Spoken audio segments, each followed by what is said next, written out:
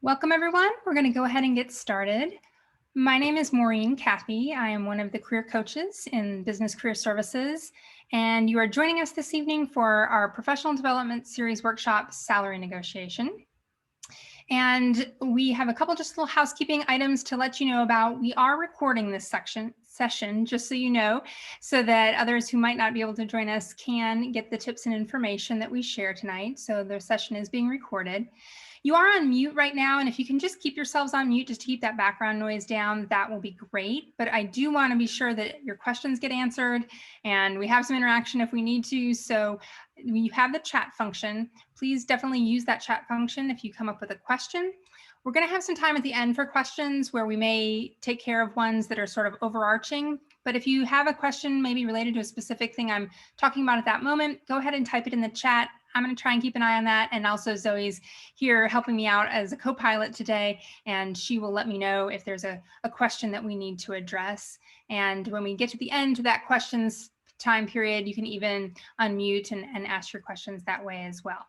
But I'm really excited to have you all join me on this beautiful fall evening to talk a little bit about salary negotiation, hopefully answer some of your questions and give you some tips. So our topic today is going to revolve around a thing that many people are a little bit apprehensive about, perhaps, have some fears or just some unknowns. It seems like a difficult thing maybe to ask for additional salary, to negotiate money and to talk money. But what we want to do today is give you some tips and ideas that will really hopefully help to calm those fears a little bit, give you ideas on what perhaps the language you can use, what things you should be thinking about to prepare for salary negotiation, and what things really are involved in that. What does a compensation package look like, and what are the pieces that you need to consider? So those are some of the things that we hopefully will get addressed for you this evening. So negotiation, just in case anyone's a little bit unsure of this and has, again, those fears surrounding the word negotiation. A negotiation is not the negative thing that many people think it might be, especially a salary negotiation. It's really a discussion aimed at reaching an agreement. You're trying to even get, hopefully in this situation, to a win-win situation for both parties. So it really is a discussion. It is something that you can prepare for. It is something that you should feel confident going into.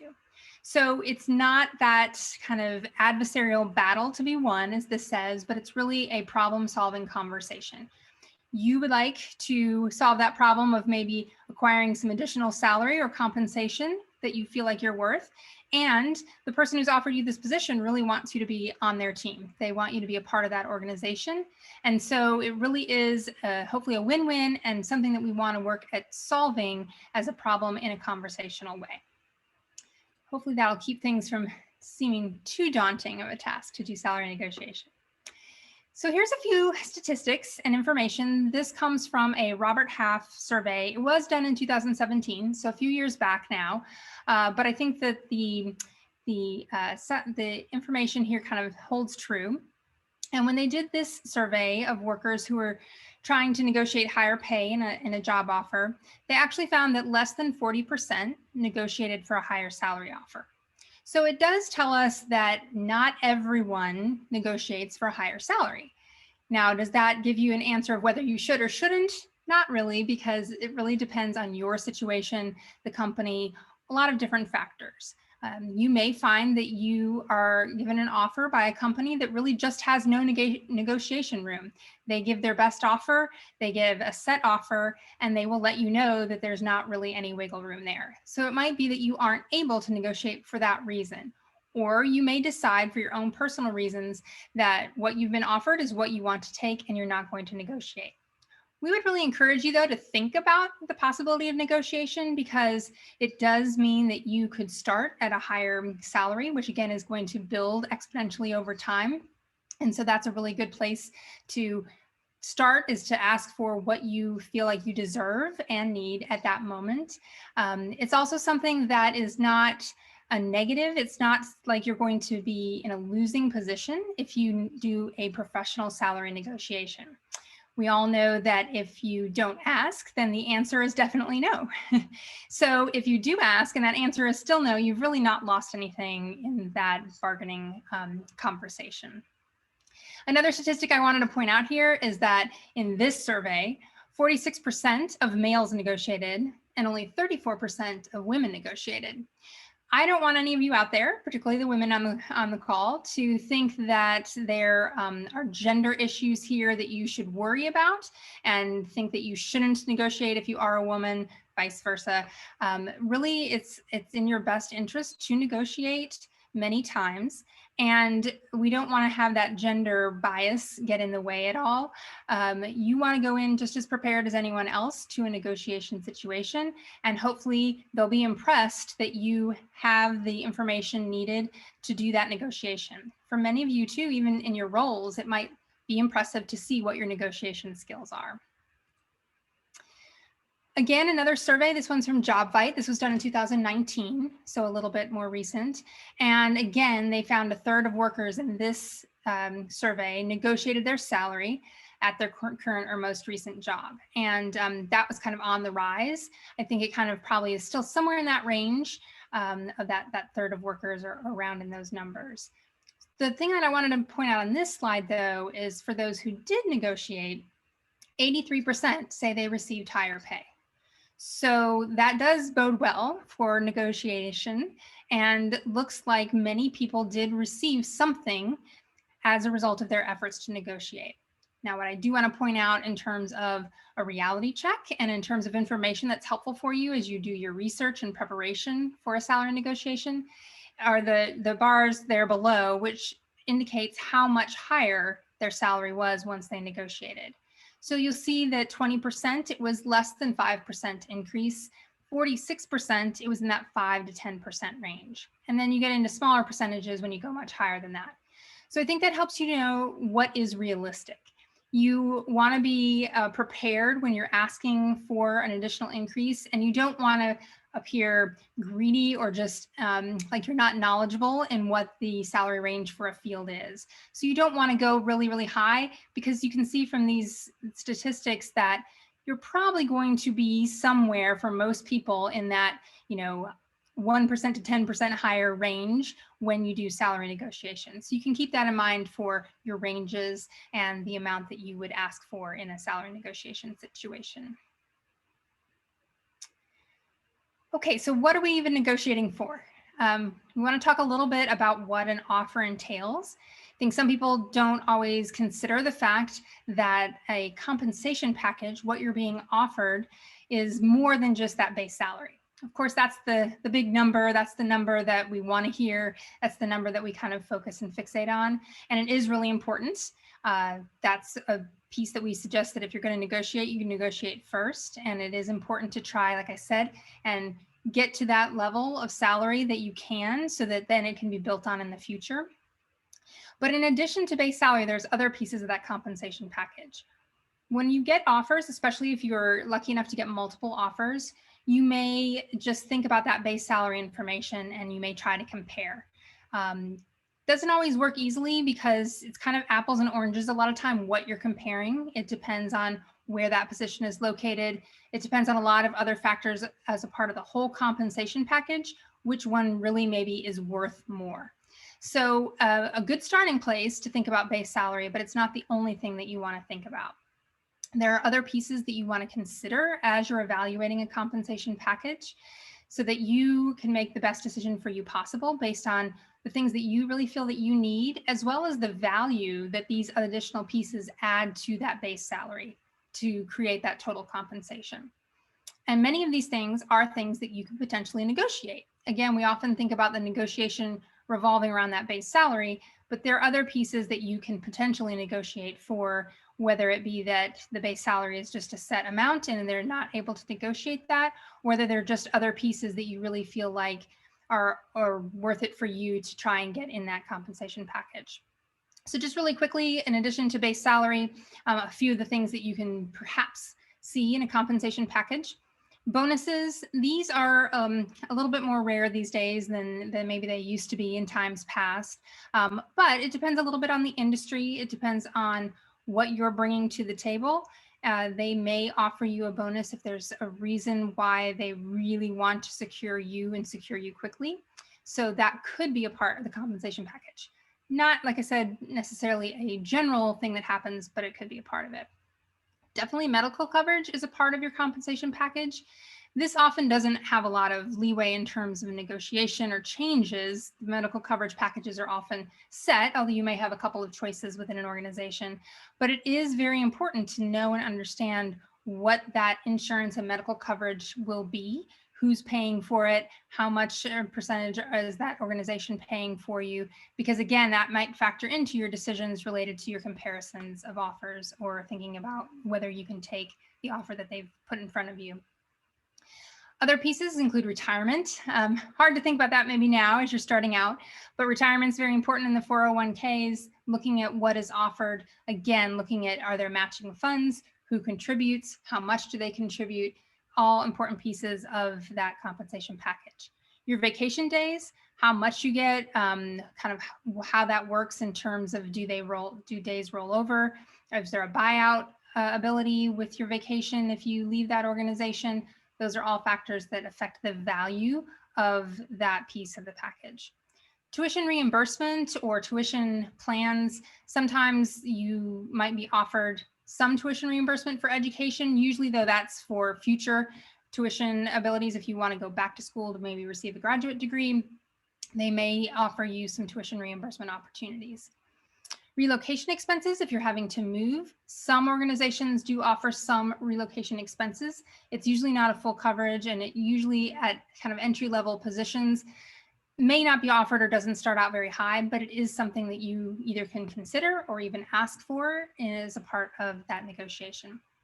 Stock, this is another thing that could be offered as a part of your compensation package, stock within that organization that you're joining. And again, that adds value to that complete compensation.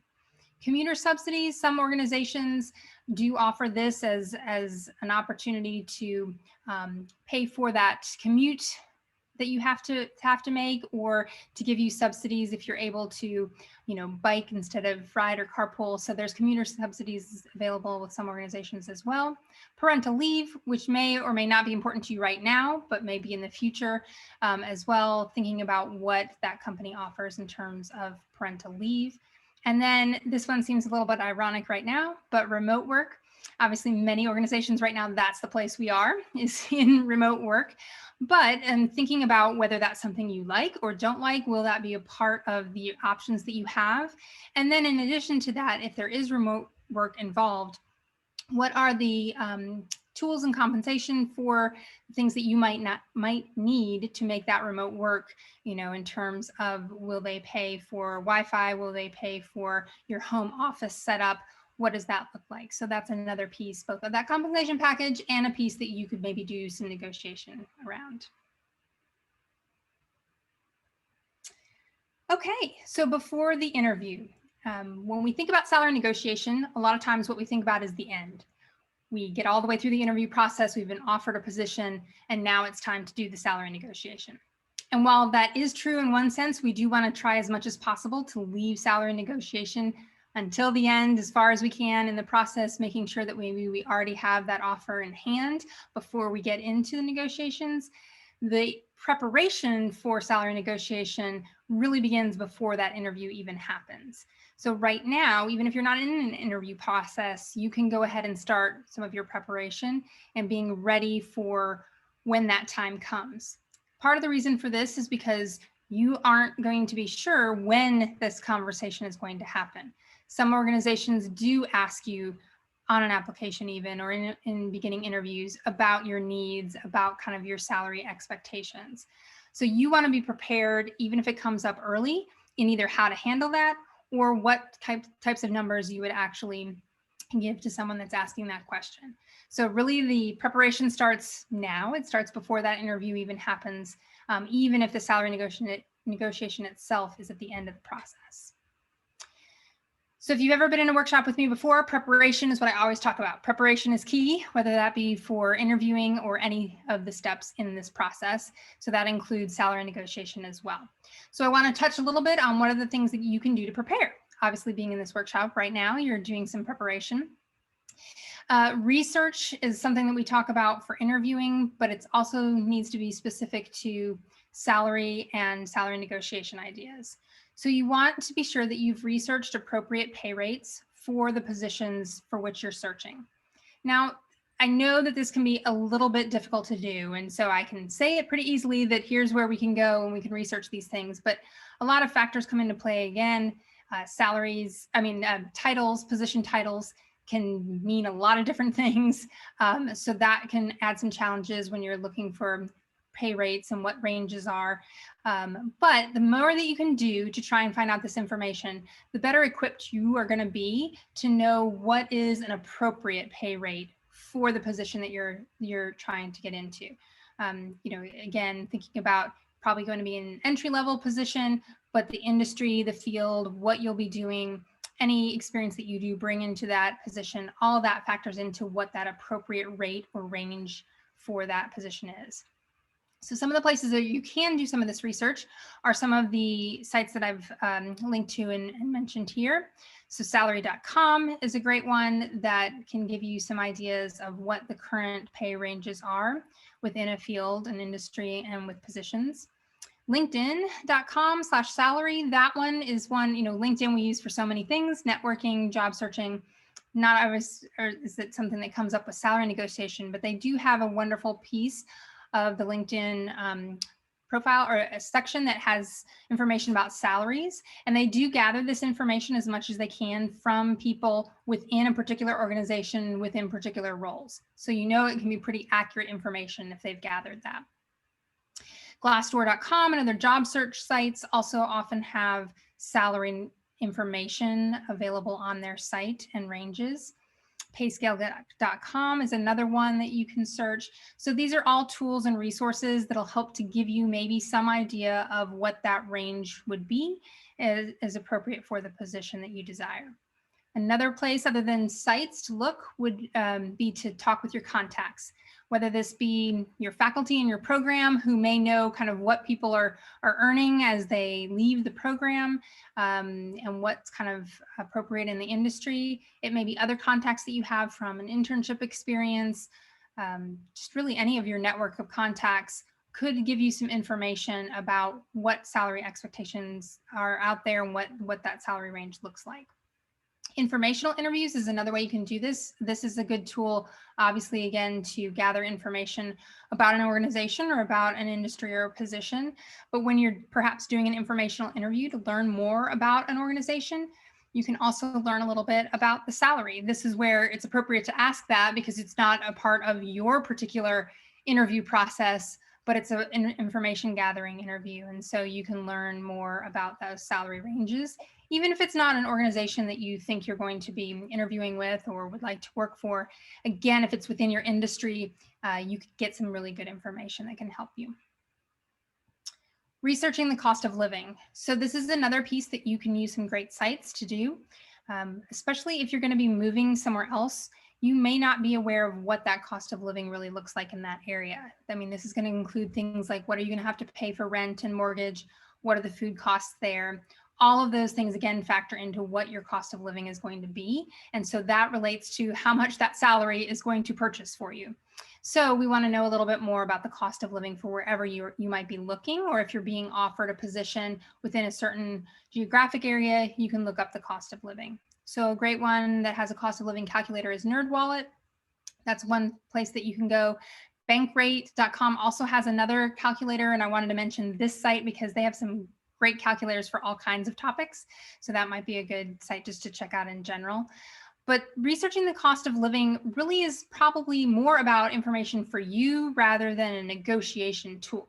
And the reason I say that is because if an HR organization within an organization is worth its salt, they know the cost of living for these roles in these areas, and they have factored that into what the compensation package and that base salary looks like. So it's not like when you negotiate, you can say, well, you owe me more because the cost of living is higher in this city. They should have already factored that in. So it's not so much a negotiation tool, but it is important for you to know so that as you're trying to make some decisions about your needs, you'll know kind of where your bottom line is. You'll know what you need to survive in that city or place. So again, in part of the preparation, you want to make some decisions about your acceptable range based on your needs. So I'm going to be giving you tips this evening, but salary negotiation really isn't an exact science. It is more of an art form. It involves a lot of nuances based on you and who you are, and you have to come up with some decisions that really are going to be perhaps unique to you. But hopefully, again, all these tips and factors will help you to make those decisions. But before you even get into that interview kind of situation, or definitely before that salary negotiation time, you want to know what your acceptable range is based on your needs. So if you've already done the research to know what an appropriate pay rate is for that position, and then factoring in kind of your own needs and where you feel your value is, you can come up with a range that has a low point that's maybe your walkaway point. It's the point where if it's under that, you really can't afford to take that offer.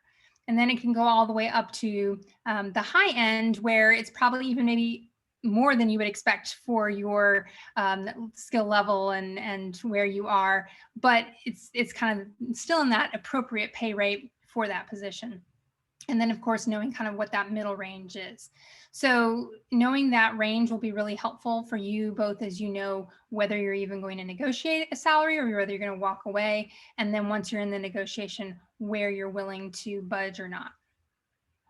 You can also consult, of course, additional resources to help you prepare. So there's a ton of information out there on salary negotiation. You may have already even Googled this and seen some of that. It can be a little daunting, though, because there is so much out there. So that's where tonight we're hopefully paring some things down and giving you some more concise tips. But again, lots of information out there that you can find to help you prepare. One of the videos that is very popular and that does have some great information is from Deepak Malhotra, a Harvard Business School professor who did a YouTube video. It's an hour long, but you can just watch it in parts or get some great maybe information on language that you can use. There are other videos out there that might even show you kind of what a salary negotiation might look like. So if you're someone who really wants to see it in action, there's some great videos out there that can help you to do that.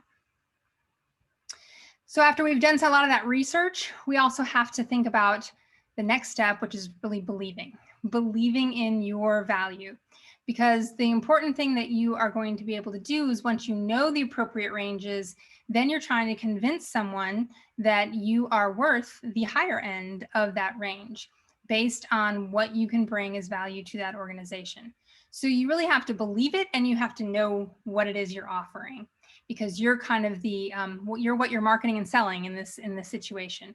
So you want to reflect on the concrete value that you can bring to a company, both based on your skill sets as well as what you know about what that company needs, what they expect from someone in your role, so that you can make the connection for them that you do have that value and those skills that they're looking for. You've already been doing this hopefully throughout the whole interview process, which is why you're going to get to the point where they're going to offer you a position. But you really want to be able to re-bring those things up and think about them as a part of that salary negotiation. You want to think about specific accomplishments, unique skills maybe that you have that maybe others don't have as much, your positive traits, again, the things that connect you with what they're looking for, how you add value to their organization. So some language that you might use, which again is going to be unique to each one of you in terms of what you would say, but thinking about this, you might say my background in running my own small landscaping business for 3 years gave me a breadth of experience in everything from budget to project management, as well as highlighting my initiative and my grit. My business education has added to my knowledge in analyzing data and project management. So given my background and my skill set and my education that I'm bringing, I believe a starting salary of $55,000 is an appropriate base salary. So that might be something that you use to highlight. Again, what we've done there is we've talked about the skills, the unique traits, the accomplishments that we have, the education, and we're putting that all together to say what we believe that starting salary should be, based again on that appropriate range that we've found. We're going to talk a little bit about whether you should do a single number or a range. It really depends on where you are in the negotiation and what they've offered to you. This is probably an example of something once you're maybe countering back to them after an offer has been made, and thinking about kind of the higher end of what that salary range is for what you would like. That's where that number comes from. So after you've researched, we're believing in ourselves with what we're offering someone. We also want to do some practice. Of course, anything that you do, it's better if you can practice ahead of time so that you feel more comfortable. you have a little bit of an idea of what this is going to look like and feel like. So if you can, I just really highly suggest role playing a salary negotiation with someone that you trust. Give them a little bit of background, or hopefully, or maybe they're even someone that is in that field or that you've worked with before, and you can do a little role playing and they can help you out with that and give you some feedback. If you can record yourself even doing this role playing situation, or just recording yourself answering some questions or doing your pitch for that negotiation, that's going to help you to see, maybe hear yourself, see where you can make some improvements, and really learn how you're approaching that negotiation. You can also outline some different scenarios depending on the responses, so that you feel more confident as you go into this, that if they say this, I'll probably come back with this. Now, you're not going to know what, you can't script it out because you're not going to know what they're going to say to you, but you can have some ideas of either if they counter with an offer that's too low, if they come back with some other information, what can you say back in return? Again, how can you have your proposition be that you are really adding the value that's worth X amount of money or worth this package that you're trying to negotiate? And we'll talk a little bit about some language that you can use in just a few minutes as well. So we're going to go into some rules of negotiation, and they're really not steadfast rules, but they're just some things that I think are good to think about. So first, be patient. So I've kind of already mentioned this a little bit, but as much as possible, we want to postpone the discussion of salary negotiation till the end, until you have that job offer in hand. And if you can, letting that other side make that first move, make the first offer, give that first number. It's a little bit hard if you're kind of feeling forced to give a number because, again, if you give a range and you've said that this is what's acceptable for me, you don't know what they might have come with, first, and you may lowball yourself. You may be on that lower end of that range. Or if you give a range, they may say, okay, great, well, then we're going to offer you that lowest amount. It's not that they're trying to, go again for the lowest always. Some organizations, that's not the way they're handling it. But, with anything, they're trying to get the most that they can from you, and work within their budget and their constraints. So if at all possible, all reasons why we want to try and keep this something that happens towards the end. If you are asked for an amount on an application, I know some people will tell me, well, it says right here on the application that I need to put a salary expectation or a salary range. If you can at all, if at all possible, go ahead and leave it blank. There's not a requirement that you have to fill that out. And it's usually not something that they are going to determine whether they're going to interview you or not, where you're going to progress in the process if you don't have some information in there. They're going to let you know if they absolutely have to have it. So you can leave that blank. It's not legally required for you to include that. If you or you might want to write a reasonable range. If you really can't leave it blank, see if you can put a range in there rather than a single amount, a single number. And of course, that range is going to come from your research that you've done and we've already talked about. If you're asked verbally, like in a very kind of initial interview or towards the beginning of the interviewing process, if you can, you want to try and stall a little bit by refocusing the conversation on what you want to learn about the role, letting them know that you're sure that they will create an equitable and fair offer. Once they see all the wonderful things that you are going to bring to their organization, you can kind of go with that route. Again, you want to refocus that you want to take some time to really understand this role before you would give them an idea of a range. So that would be one way, is to try to stall if all possible. Again, if you really feel pressured that you have to come up with something, try to have it be a range and have it be that you already are prepared with a range that's an appropriate and reasonable range. All right. So another rule would be to try and be silent. When you first hear an offer given to you, you might be really excited inside and thinking, wow, that's even more than I thought. But of course, we don't want to say that to them. You may be thinking that is way low and not what I thought, but you want to be positive in this point of the process. So if you can, just be pretty silent while you're hearing the offer, the salary offer. You want to repeat it so that you know that you've heard what they are saying and that you have that information correct. And then you want to consider asking for some time to think about that before giving an affirmative or a negative response. And so you definitely want to express your enthusiasm and excitement that they have offered you this position, but it doesn't mean you have to on the spot accept or be as enthusiastic about that compensation package, because you might have that ability to do some negotiation. At this time, if something is unclear, be really sure that you take the initiative to ask questions, because you want to be sure before you go into a negotiation that you knew what it was that was being offered. If you can't even, I would suggest asking for the offer in writing. So have them email you the offer, have something in writing so that you know what it is that was a part of that. And then you can prepare to counter the offer with some research and know what you want to go into that conversation having under your belt. So as we already talked about, being knowledgeable, doing the research, I can't stress that enough, but I know I've talked about that a lot, but you want to be able to come back with an aggressive but reasonable offer. And what you don't want to do, what will come across poorly is if you have such an aggressive offer that isn't even within the realm of possibilities. They're going to think that you didn't do your research and that you don't know much about what this industry kind of looks like and what these roles generally have as that salary range.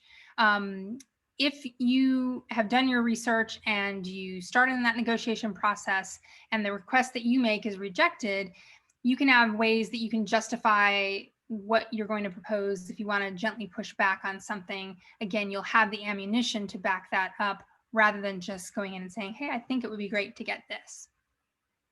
You also want to be flexible. It may be, as I said earlier, that this organization just doesn't do salary negotiation. Just like isn't it CarMax that doesn't, do negotiation for the price of a car. There may be some organizations that give you the best offer that they have, and there really isn't any room to negotiate. It's not something they do in the organization. So of course you don't want to start pressing if that is just not something that's going to be possible.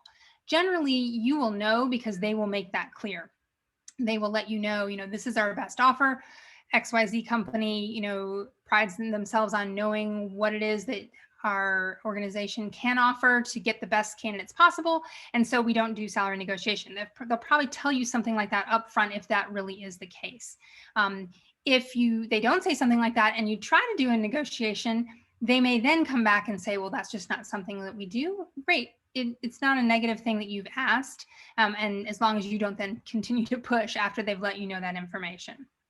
Also, though, with the flexibility, if there's no movement on that base salary, remember we talked about all those other pieces of a compensation package. So you can negotiate for other compensation pieces. So if they say they really can't budge on the salary, your next question can be, is there any room for other pieces of the compensation package? Of course, because we've already done our preparation, we know going in what it is that we might want to negotiate for, and again, what would be reasonable. So maybe we're going to ask for some moving expenses if you're having to move across the country, or maybe we're going to ask for that paid leave or a different start date for when you can begin the position. So all those things might be negotiable even if this base salary is not. And then finally, be brave. I know that this, again, for some people can be a really daunting thing to think about. Oh, I don't even want to do salary negotiation. It seems a little scary. Remember, again, what we talked about. If you don't ask, the answer is definitely going to be no. If you do ask, you may get something much better than you expected. Or if the answer is no, then you aren't any worse off. What you don't want is you don't want your biggest regret once you start this brand new job that you're so excited about to be that you didn't at least try to negotiate and that you might have left something on the table. You might get in there and learn that your partner on this team that just was also hired negotiated and they got a higher salary than you did. And while that's the reality of life, that can kind of leave a bad taste in your mouth, and you're just going to have your own regrets if maybe you didn't try as well to do some negotiation. So even though you might not get your exact salary that you want, you might at least get something more than the original offer. Also, there are some industries and organizations that really value the fact that you know your value and that you do come back, and they kind of expect that you're going to negotiate and let them know what you think you're worth and how you're adding value to the organization. So it's not something to be scared of doing. You want to be brave and dive right in with all this knowledge that you have from the research that you're going to do. So just real quickly, some do's and don'ts. We've really already kind of touched on most of these things, but just to kind of make that point come home. Again, considering the timing and deflection, we're trying to delay this conversation if we can. We're trying to politely and professionally deflect a little bit if we can. We do want to always be very appreciative and respond with enthusiasm because they have just offered you a position. Even if you're a little unsure of this company, of course, what you want to do is express how grateful and excited you are that they want you to be a part of their team. You want to let them know that you would like to be a part of their team. You just would like a little bit of time to consider that and make the best offer or make the best decision for you and for them. You do want to start with some consensus points, and that can be one of them, that they want you, you want to be part of their team. So you agree on that. And then that way, that's the consensus point that you can move forward from as you do the negotiation. Of course, we've already talked ad nauseum about researching and using the benchmarks that you find for that salary expectation or that range. You're always going into this with a win-win idea. They already know that they want you to be part of their team. And so you want that as well, but you also want the best package that you can, and they understand that. So you want to go in knowing that what you're asking for is not unreasonable. And if they're able to offer it to you, then that's just that win-win situation. If they aren't, you know where that, like I said, that bottom line of that walkaway is. And so if you're still willing to take whatever it is that they offer to be a part of that team, it's still a win-win. You do want to establish rapport if you can, that you've been working on that through the whole interview process, hopefully, so that you have someone that you feel comfortable having some of these conversations with. And of course, you want to use effective communication. You want to be sure that you are smiling and being positive. You're also using your listening skills as a part of this effective communication so that you really have heard what it is they're offering you. You've really heard if they've made it clear to you that salary negotiation just isn't possible, or that there's no way that they can move any further on this offer, so that you don't keep coming at it if they've already made that clear. So really rely on some of those effective communication skills. And then, of course, with the don'ts, we want to try not to counter with the initial salary first. If they say, hey, we'd like to offer you this position, what do you think we should pay you? Not that it usually goes that way, but you certainly don't want to, if you can help it, be the first person to put that number out there, because again, unless you have a really strong knowledge base of what it is that they generally offer, you don't want to sell yourself short.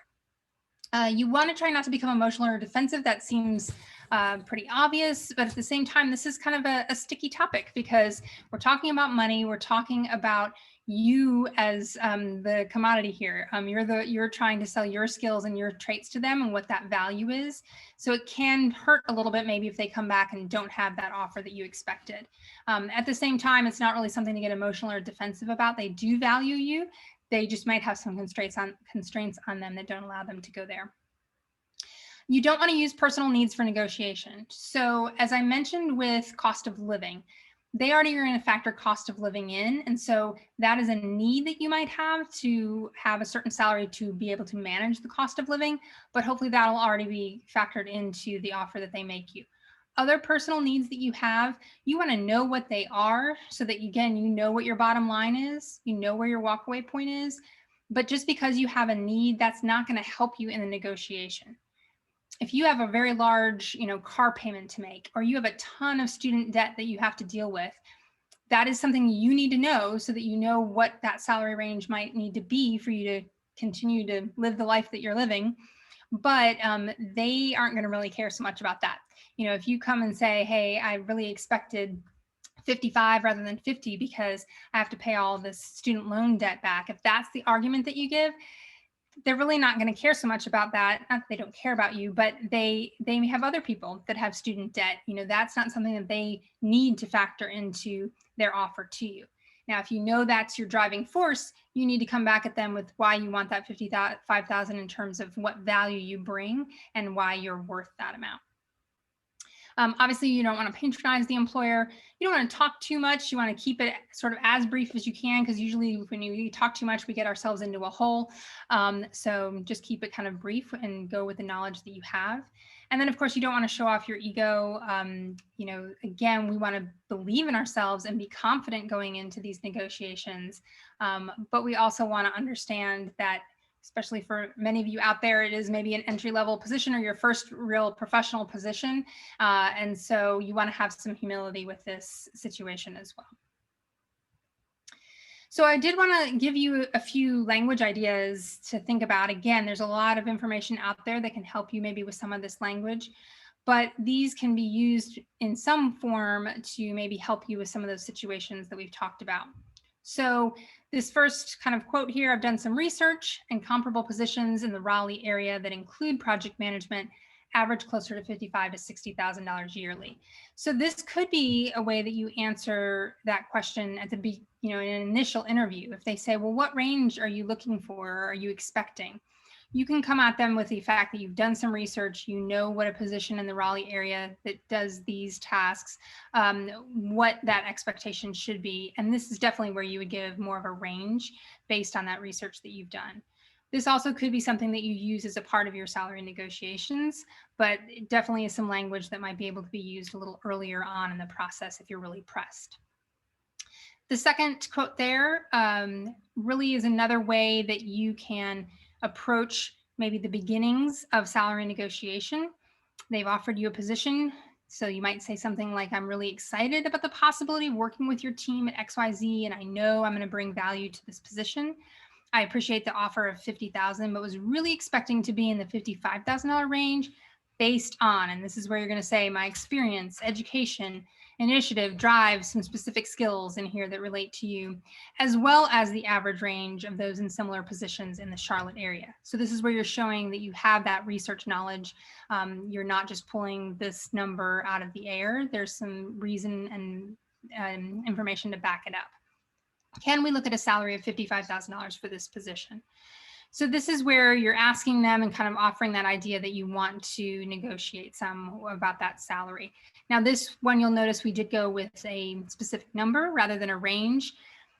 This is probably more in the process where they've already made an offer, and so we're countering back. If we counter back with a range, they may come right back at us and be like, well, sure, and they'll go with the lowest of that range that you give them. When we come up with a single number like this, what this number reflects is this is probably in the mid to high end of the range that you've come up with as being appropriate for your skills and what you need. So, in this situation, this 55,000 is not your walkaway point. That would be the lowest number, and so if they come back lower than that, you are not in a position where you can take that. It also is probably not the absolute top of the range.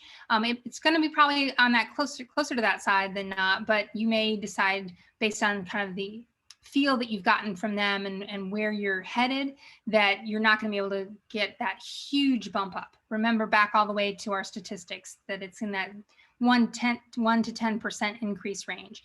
So if you're thinking of a number that's, a 25% increase, that may be unreasonable. So you may want to back down a little bit. But again, hopefully this number then, if they do counter back with something lower, it still will be in an acceptable area for you. And then just a few more language ideas. So, the first one, this is an exciting opportunity and offer. I would like a chance to discuss the base salary, moving expenses, and start date. Are these things we could find time to discuss? This is where you're giving them a heads up that maybe it's after they've given you the offer, you've asked for some time to think about it. Maybe you're contacting them back or emailing them back with this information. So you're letting them know that you are very excited and you want to be a part of their organization, but you would like the chance to do some salary negotiation, basically, and some negotiation on your compensation package. It also gives them a heads up about what things you want to discuss. You kind of want to have in mind what are, again, the places where you might want to negotiate. Base salary obviously is usually one of those. And again, we want to do that first if we're going to negotiate something like this. But it might be that you really feel like you need some moving expenses and you really need a different start date. So those are some other things. What you don't want to do is get into the negotiation. And if they come back with, no, we can't offer any moving expenses, then move to something else on your list and then something else on the list and something else on the list. It looks like you didn't really know what you wanted. And we don't want to keep going all the way through the list of every piece of the compensation package. So kind of know what it is that you would like to discuss and would like a chance to negotiate. While I've done some research on ABC, I would like to learn and talk more about the role and how I would fit in your organization before we really talk salary. This is one of those ways to deflect. If they are asking you that salary question early on and you're really not comfortable giving that number at that point. This one would be if they are coming back and saying, you've said you want to do some salary negotiating. You've talked to them about maybe that point that you that amount that you'd like to offer as a starting point for the conversation, and they may come back and just say, well, I'm not able to do that. I'm not someone who can make that decision. Instead of just taking that as a no and walking away from the negotiation, this is where you could say, I understand your constraints, and I'm willing to wait for you to talk about this with your supervisor or whoever they've said can make the decision. That way, then they can go back, and then they can come back and you can continue those discussions. They also might come back and say, we've got equity issues. We can't just be changing what that base salary is all over the board. So you can say, I can appreciate the internal equity issues you face. If there's no change that can be made in base salary, can we look at? And then this is where you would put in those other benefits that you were interested in perhaps discussing. And then another one to think about is that no isn't always a no, not ever. It may just be no, not now. So if they say that they cannot negotiate the salary and there's really no wiggle room there, you could ask, can we start at X, whatever they've offered you, and review in 6 months? So what you're saying there is, I don't want to wait maybe a whole year till I have a review and a chance for a salary increase at that point. I would like to maybe see if there's an opportunity to look at this again in 6 months. Of course, if you say that, you have to be really willing to go in there and definitely impress them for those 6 months so that when that review time comes, you can ask for and hopefully receive that increase that you were hoping for initially. So those are some pieces of language that you could potentially use as a part of this interview and salary negotiation process. Of course, we've talked about some things to say. Wanted to mention a few things not to say. These are all pretty obvious. I'm not going to go through each one of these. We've also, again, talked about these a lot. Again, you just want to be professional and polite and not rude and saying, that's all you're offering me. You don't want to accept immediately. Again, you want a chance to think about that offer, even if it's the greatest offer you've ever heard, something you didn't even expect to be offered. You still want to have time to consider that and let them know that you are seriously thinking about this and what's important to you. So that might be that you come back and think, there's no way for me to negotiate. I don't even know how I would convince them anything different. And you might come back and take it as is without negotiation, but you just want to make sure that you've had time to think it over.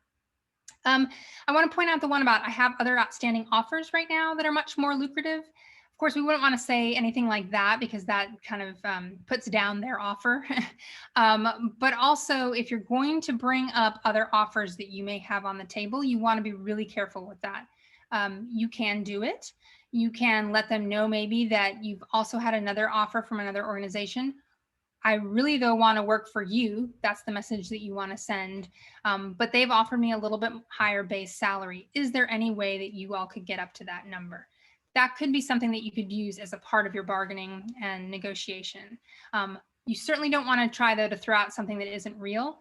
You want to be ethical and truthful and honest during this negotiation process because you're going to be working with these people and it's a small world. So you certainly don't want to say anything and just make up an offer that you might have out there.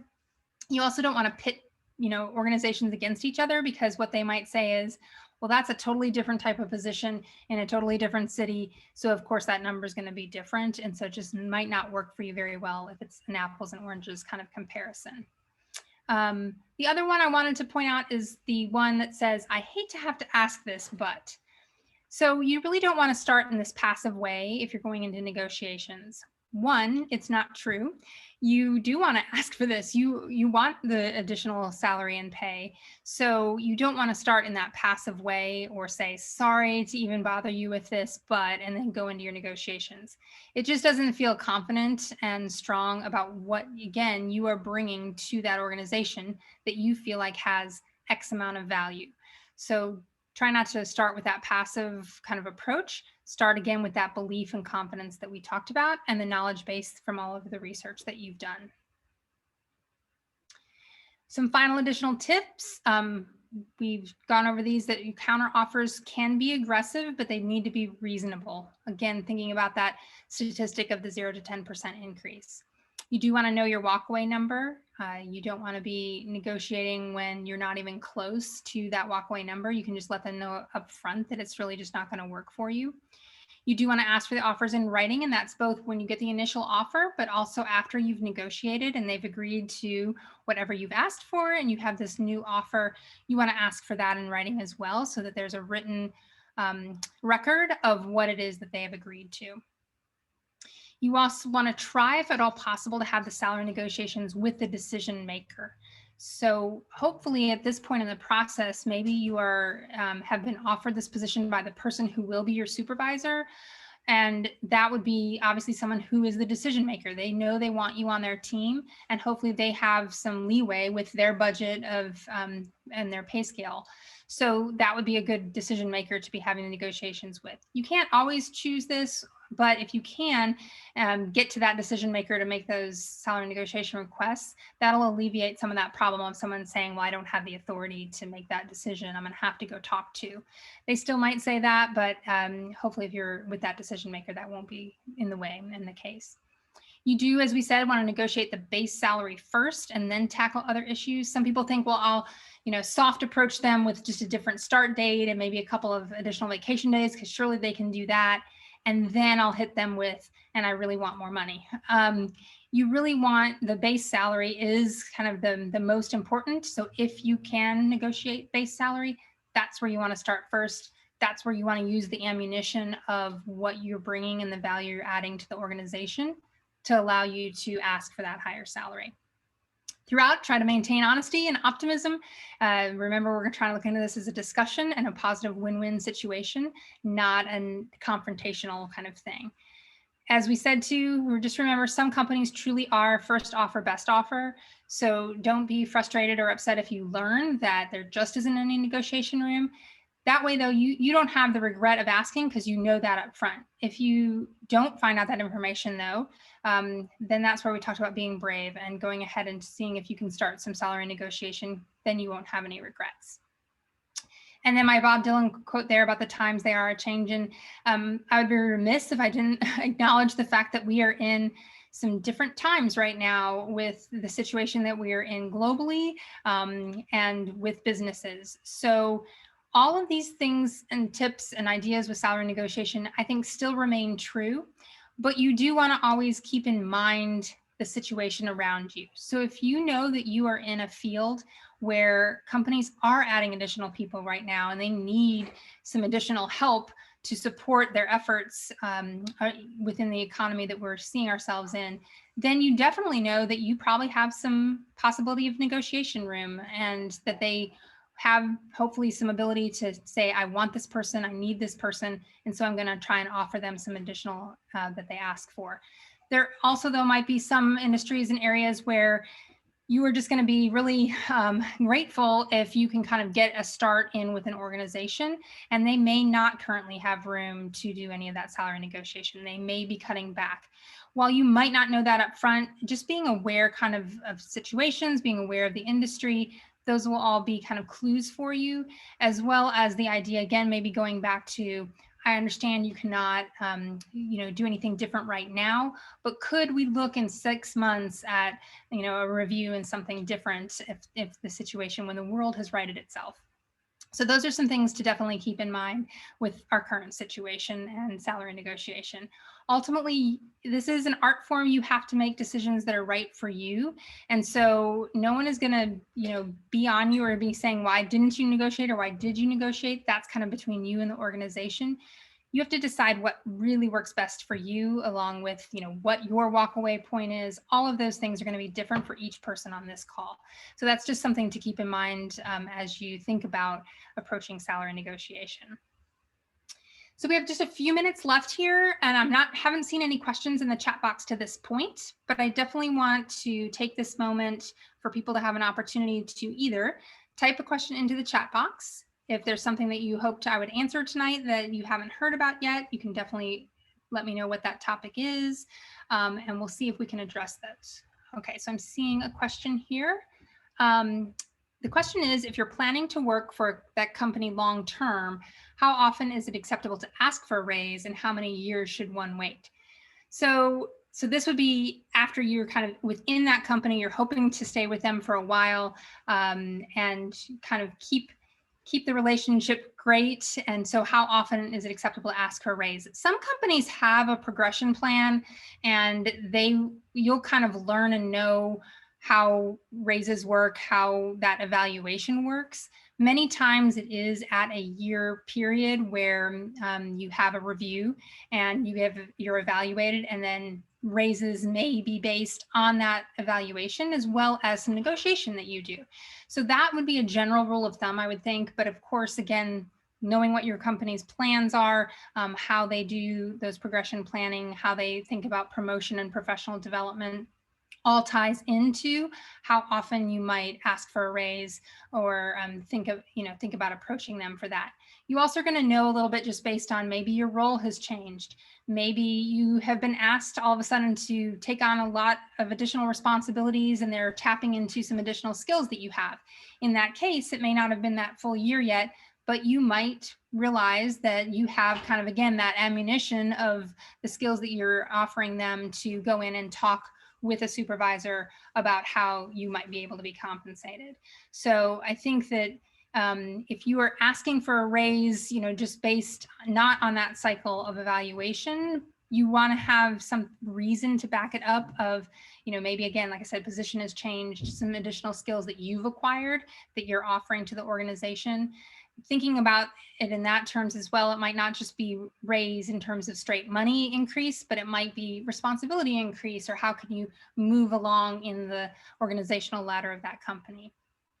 So I'm hoping that that answers that question. We've also got one about the best way to approach when an employer asks for a desired salary range in an application.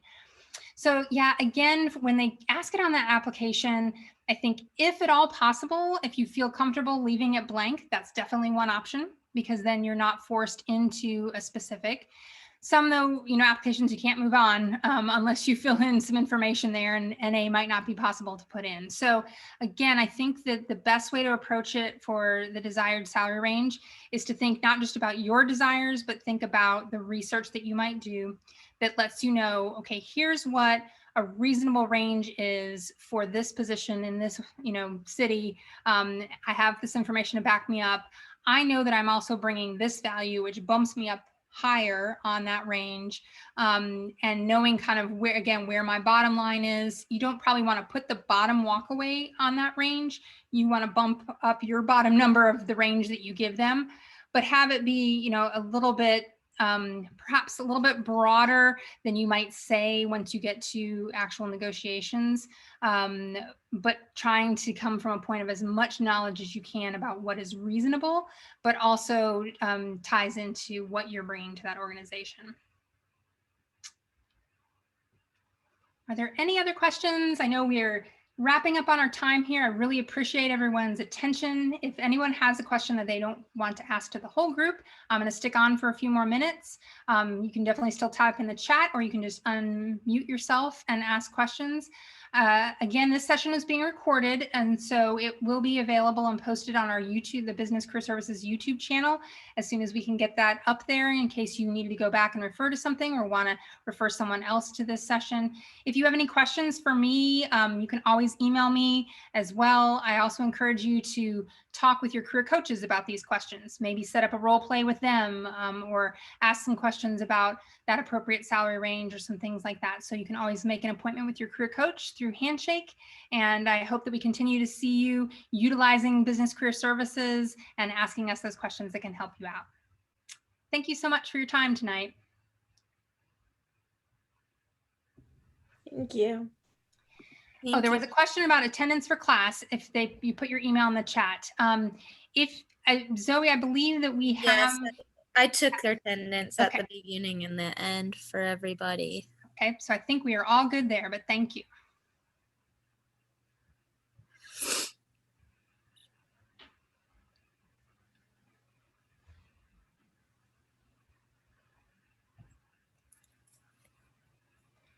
Okay, Christian, if you're still on, I think you have a question. Do you want me to answer that kind of to the whole group, or would you prefer a private message about that question?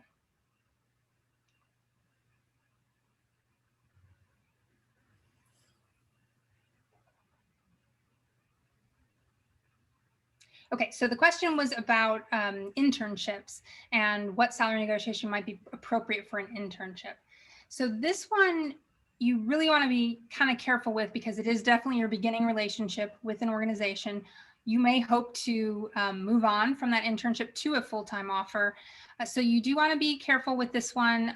Most internship experiences really do have a set compensation package. They kind of know, again, what the acceptable range is for other interns and maybe, again, in the industry that you're in. So generally, I would say that we don't find that there is a lot of salary negotiation that happens with internships.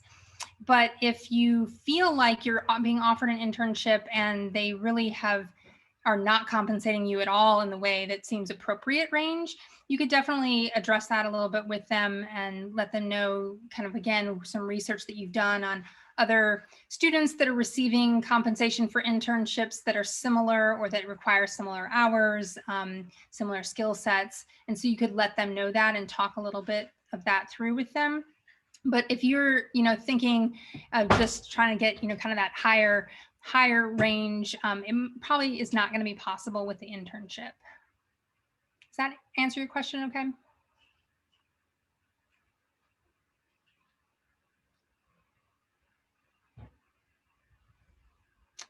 All right. So did I miss any questions for anybody that may be still hanging on here? Matthew, did you unmute for a question at all? No, I don't think so. Thank you. Yes, absolutely. Well, again, everyone who's still here, if you have any questions, I will hang on for just a second. I'm going to stop the recording and the share.